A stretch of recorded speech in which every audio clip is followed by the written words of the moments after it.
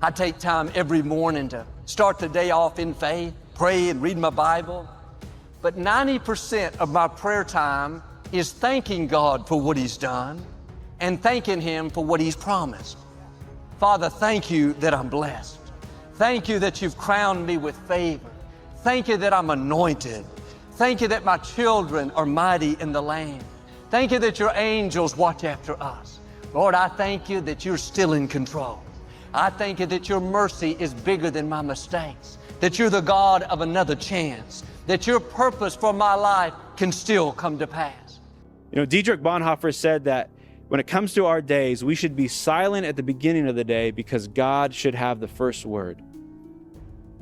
How might our mindset change? How might we begin to handle our distractions differently if we embraced this kind of practice? Just a few moments of your day, 5 minutes of just, God, I'm going to be with You. God, I'm going to sit here with You. Would You move inside of me?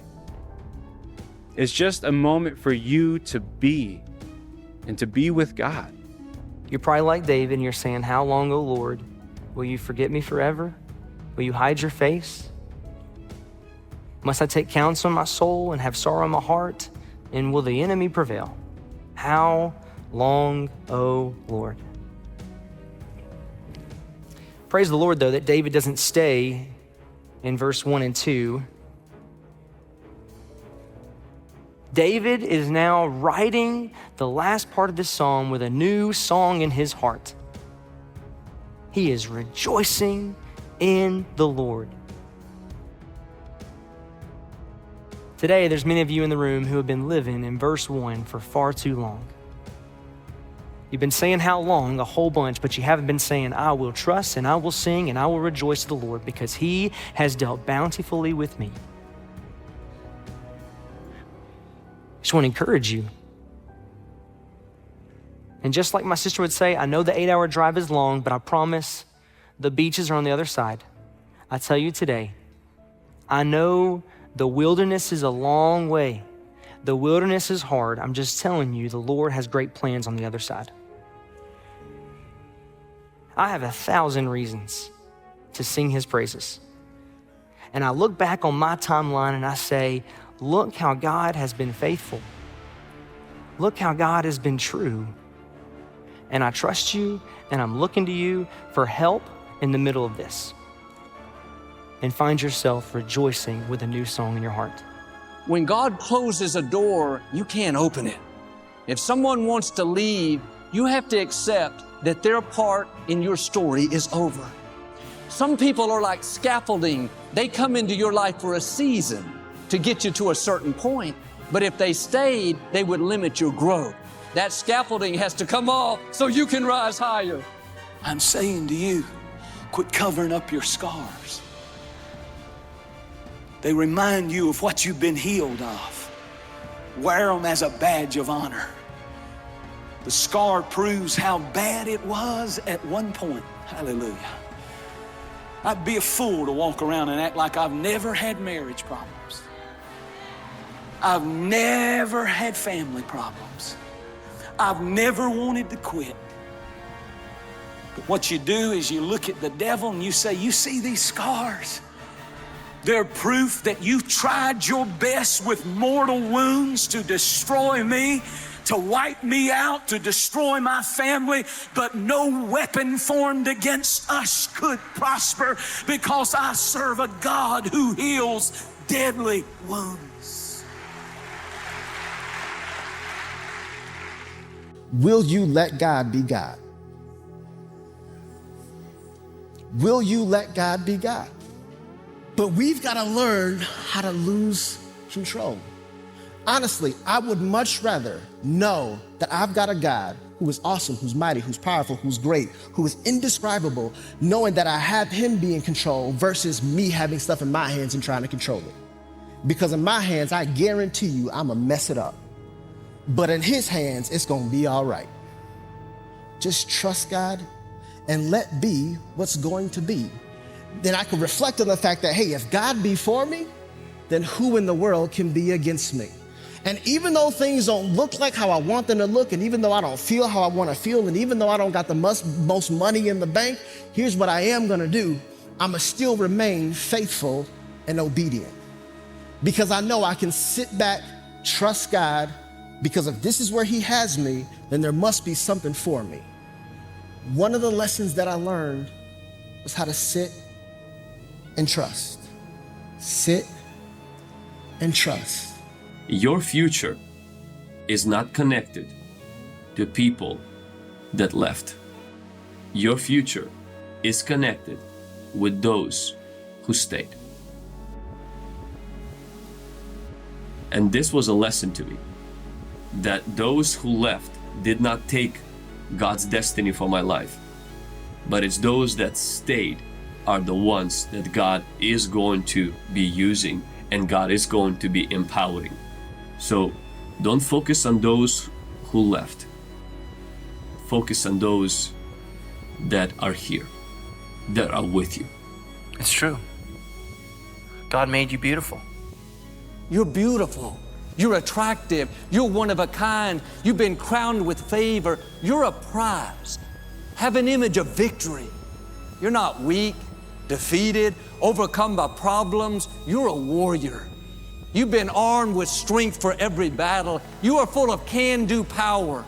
The forces that are for you are greater than forces that are against you.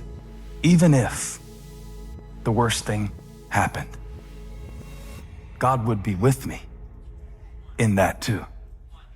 I'm gonna do everything I can to stop it. I'm gonna do everything I can to change it. But see, even if it happens, I am is still with me. You don't have to be afraid.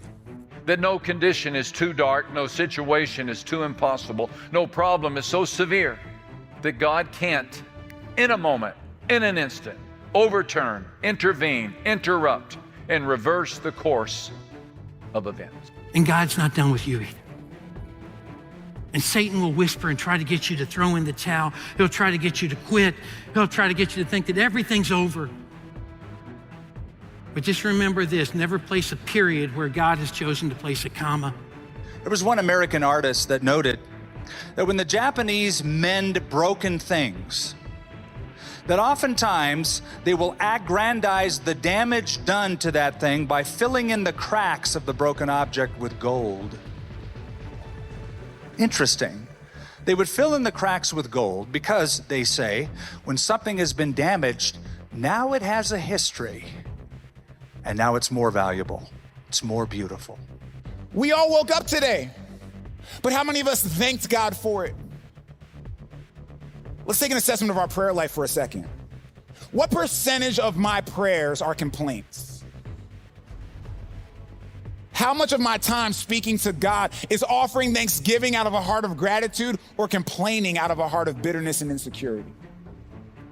We should be grateful to Jesus for everything because we don't deserve anything. You ought to get up in the morning and say, God, I want to know you and love you more. I have done this every single morning of my life for decades. I don't get out of bed in the morning before I do this. I sit on the edge of my bed before my feet touch the ground, and I just say this, dear God, it's another day. And if I don't get anything else done today, I want to know you a little bit better, and I want to love you a little bit more. And if at the end of the day, that life sucked, that day sucked, everything went wrong, it was terrible, I sinned, there were mistakes, there were all kinds of grief and problems and difficulties. If at the end of the day, I know God a little bit better and love him a little bit more, I didn't waste that day. On the other hand, it doesn't matter how many things you accomplish, how many things you achieve, how famous you become, how much money you make, if at the end of each day, you don't know God a little bit better and love him a little bit more, you just wasted that day. Jesus taught us to pray, give me today my daily bread. It's like the manna in the wilderness that was provided for the Israelites every day. It is a daily provision. It is not a lifetime supply.